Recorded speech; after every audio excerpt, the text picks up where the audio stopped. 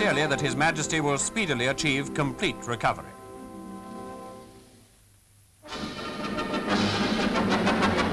Mr. Tom Williams, the Socialist candidate, seen conversing in South Hammersmith during the course of the hard-fought by-election campaign.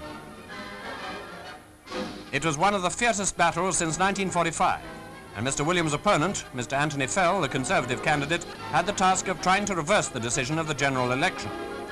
Then the Socialist majority was 3,458.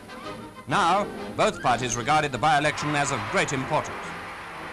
In support of Mr. Fell, the leader of the opposition made a tour of the constituency.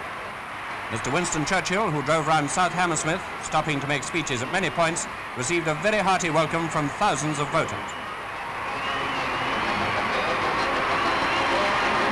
To help Mr. Williams' campaign, some 30 Labour MPs, victors of by-elections since 1945, rallied round and drove through the streets of the borough, underlining the Socialist record of so many successful fights.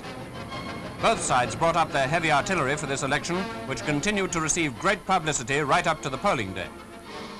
The electorate was reported to be up by about 8,000 on 1945, and a large proportion of the total of 40,000 were expected to vote.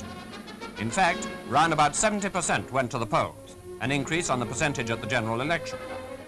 Excitement remained at high pitch throughout the process of counting, and eventually it was learned that both parties had increased their vote, the Conservatives by over 4,500, the Socialists by 2,700. But the Conservative gain was not enough to win the seat. This was the scene as the Mayor of Hammersmith announced the result. Figures of the result of the poll are as follows. Anthony Fell, 13,610. William Thomas Williams, 15,000.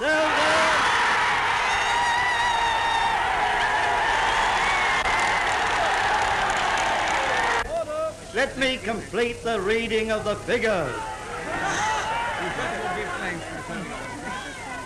William Thomas Williams, 15,223. The final scene as Mr. Fell congratulates Mr. Williams on his victory.